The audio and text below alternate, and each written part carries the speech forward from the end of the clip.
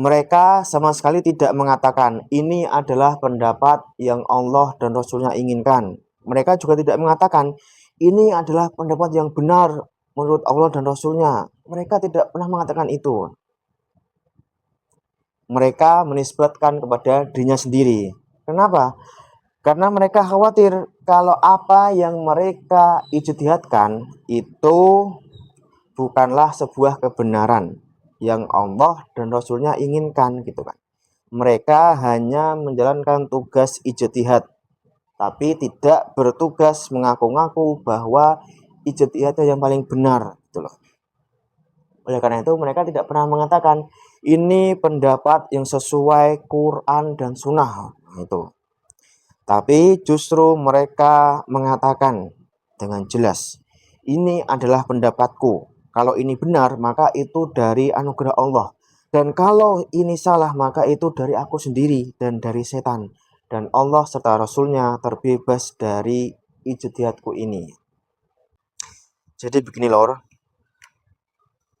setelah Nabi wafat, itu para sahabat sangat menjaga sekali yang namanya praktik pemalsuan hadis.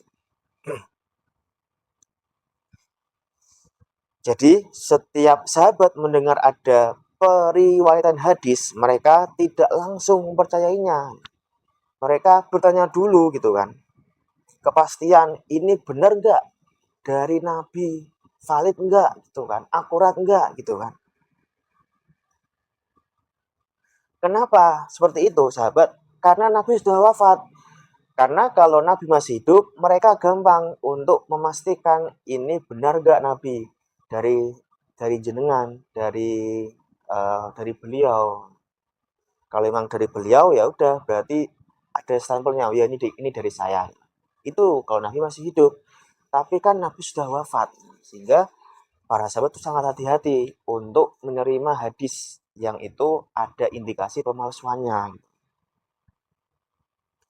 Karena sahabat khawatir kalau sahabat itu salah menisbatkan kalimat kepada Nabi, padahal itu bukan dari Nabi, maka ada ada ancaman atau garansi masuk neraka gitu kan. Ini sesuai dengan hadis Nabi gitu kan. Wa man kadzaba alayya muta'ammidan falyatabawa maq'adahu minan nar gitu kan. Barang siapa yang berbohong atasku, maka hendaklah ia menyiapkan tempat duduknya di neraka. Muttafaqun alaih. Jadi kalau ada orang yang memalsukan hadis secara terang-terangan atau sembunyi-sembunyi, maka siap-siap dia masuk neraka. Jaminan, garansi langsung dari Nabi itu. Itu sahabat tuh khawatir kalau ada hadis atau kalimat yang dinisbatkan kepada Nabi kok itu bukan dari Nabi, maka sahabat khawatir kalau nanti jaminannya neraka gitu kan, ada garansi neraka gitu. Jadi intinya para sahabat itu tidak berani asal menerima perkataan orang yang mengaku bahwa ia mendengar hadis dari Nabi gitu. Oleh karena itu, para sahabat menetapkan ada birokrasi, ada tahapannya gitu kan, klarifikasinya. Contohnya adalah Abu Bakar. Abu Bakar ini ketika ada yang mengatakan ini dari Nabi, ya, beliau mensyaratkan harus ada saksi gitu kan. Nah, ini contohnya. Man sami'a ma'aka hadza gitu kan. Siapa lagi selain kamu yang mendengar ini? Ada juga yang mengatakan man syaida laka fi hadza, siapa yang jadi saksimu di hadis ini? Jadi Abu Bakar ketika mendengar orang mengatakan ini dari Nabi, ya, beliau tidak langsung menerima, tapi beliau mengatakan ada nggak saksinya, ada nggak yang mendengar ini sama kamu gitu. Jadi harus ada saksi lah seperti itu. Berbeda lagi dengan Ali bin Abi Thalib itu kan. Beliau waktu itu di Kufah, jauh dari Madinah gitu kan. Beliau birokrasinya hanya mensyaratkan adanya sumpah atau yamin. Jadi kalau ada yang mengatakan qala Rasulullah, beliau tidak langsung menerima, tapi beliau mengatakan kamu berani nggak untuk sumpah gitu kan. Kalau ini benar-benar dari Nabi, maka kamu harus bersumpah. Bersumpah demi Allah. Nah itu standar dari Ali bin Abi Thalib. Dan jadi kalau Abu Bakar standarnya pakai saksi, karena di Madinah, maka Ali bin Abi Thalib di Kufah itu standarnya pakai sumpah. Gitu. Nah ini yang menjadi perbedaan ijtihad ulama yang memang di Madinah waktu itu Imam Malik dan juga di Irak atau mazhab Hanafi gitu. Jadi bisa jadi hadis yang diterima di Madinah tapi tidak di Kufah. Namun bisa juga sebaliknya, di Kufah diterima namun di Madinah malah tidak gitu. Ini ada kisah Umar bin Khattab menolak sebuah hadis gitu. Jadi ada sebuah kisah bahwasanya pendapat Umar itu disanggah atau ditentang oleh seorang perempuan terkait dengan wanita yang ditalak 3 atau talak bain. Jadi menurut Umar, wanita yang sudah ditalak 3 atau talak bain itu tetap punya hak tempat tinggal dan nafkah. Tetapi ada nih yang menyanggah, namanya Fatimah binti Qais. Wanita ini menyanggah bahwasanya beliau tidak sepakat kalau wanita yang ditalak 3 tidak punya hak nafkah dan juga tempat tinggal, gitu kan. Jadi beliau menyanggah bahwasanya wanita yang ditalak 3 itu tidak punya hak nafkah dan juga tempat tinggal. Dengan dalil apa? Beliau pernah melapor ke Nabi bahwa suaminya menceraikannya 3 kali dan Nabi tidak memberikannya hak nafkah serta hak tempat tinggal. Ini hadis yang diriwayatkan oleh Imam Ahmad dalam musnadnya. Akan tetapi Umar membantah kesaksian wanita itu sambil berkata, yang artinya kami tidak akan meninggalkan Quran dan sunnah Nabi dengan mengambil perkataan seorang wanita yang kita tidak tahu. Bisa saja ia ingat, bisa juga ia lupa. Jadi memang ini kehati-hatian Umar bin Khattab. Beliau tidak langsung menerima sanggahan seorang wanita. Padahal wanita itu bilang, saya pernah lapor ke Nabi. Tapi beliau tidak langsung menerima gitu kan. Karena beliau tahu ini tuh sangat riskan gitu kan. Karena apa? Karena tidak ada ukuran untuk bisa memverifikasi, untuk memvalidasi perkataan ini gitu. Kemudian selanjutnya penisbatan ijtihad fikih. Nah, ini juga kehati-hatian para sahabat ketika menisbatkan ijtihad mereka, terutama dalam hal fikih hukum Islam gitu ya. Mereka sama sekali tidak mengatakan ini adalah pendapat yang Allah dan Rasulnya inginkan. Mereka juga tidak mengatakan ini adalah pendapat yang benar menurut Allah dan Rasulnya. Mereka tidak pernah mengatakan itu.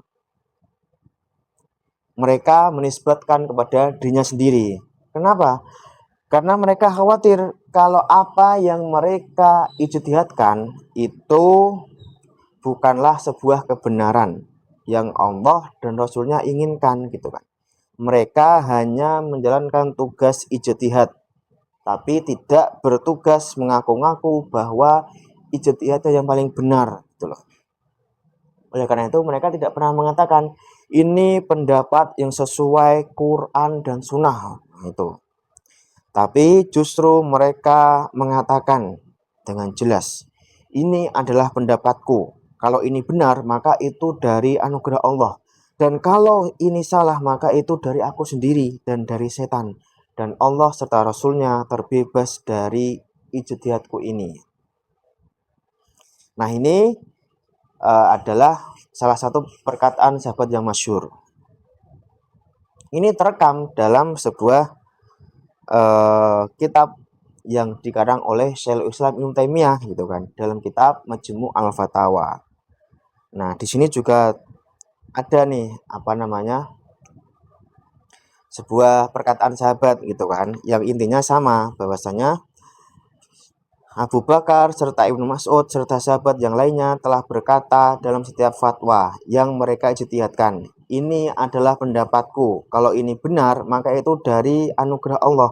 Dan kalau salah, maka itu dari aku sendiri dan dari setan. Dan Allah serta Rasulnya terbebas dari ijtihadku ini. Jadi para sahabat itu tidak sekonyong-konyong mengatakan, ini yang benar sesuai Quran dan Sunnah. Tapi beliau menisbatkan kepada dirinya sendiri gitu. Nah, ini kemudian ijtihad ulama mazhab juga sama. Beliau para ulama mazhab itu tawadhu ya, Lur. Tawadhu sekali. Mereka juga sama mengikuti jejak para guru-guru mereka, sahabat-sahabat, para sahabat tabi'in gitu kan. Mereka tidak mengatakan inilah pendapat yang benar atau rojih menurut kitab dan sunnah gitu kan. Tapi mereka menisbatkan kepada mereka sendiri gitu kan. Dalam kalimat seperti indana, menurut kami gitu kan. Bukan indal Quran wa sunnah. Bukan menurut Quran dan sunnah, tapi indana, menurut kami gitu. Menurut mazhab gitu. Contohnya misalkan mazhab Hanafi itu misalkan ada sebuah hukum ya, ini saya bacakan artinya saja. Dan adapun jika orang gila atau anak kecil membunuh pewarisnya, ia tidak diharamkan mendapat warisan menurut kami. Ini dalam kitab Al-Mafsud juz 30 halaman 48. Kemudian lagi dalam mazhab Maliki yang artinya dan Aid atau sholat Id itu diambil dari kata al-aud atau kembali karena sering terulang atau kembali setiap tahun. Dan sholat ini menurut kami hukumnya sunnah mu'akkad dalam kitab Az-Zakhirah juz 2 halaman 417. Kemudian dalam mazhab Asy-Syafi'i artinya dalam kenajisan manusia karena meninggal sebagaimana yang telah kami sebutkan bahwa yang benar menurut kami adalah ia tidak najis. Ini dalam kitab Al-Majmu' juz 2 halaman 563. Kemudian mazhab Al-Hanabilah. Ini ada sebuah hukum wajib mengeluarkan zakat dari harta anak kecil dan orang gila tanpa ada yang menyelisihi menurut kami. Ini dalam kitab Al-Insaf ayat juz 3 halaman 4. Jadi para ulama mazhab itu juga sama, mereka tidak menisbatkan kepada Quran dan Sunnah, tapi mereka menisbatkan kepada diri mereka sendiri. Meskipun mereka adalah orang yang paling paham terhadap Quran dan Sunnah setelah sahabat dan tabi'in, tapi mereka tidak sombong, tidak pongah, tidak mengatakan ini pendapat yang benar menurut Quran dan Sunnah, gitu. Enggak seperti itu. Mereka mengatakan indana, menurut kami gitu kan. Jadi sangat tawaduk sekali gitu loh.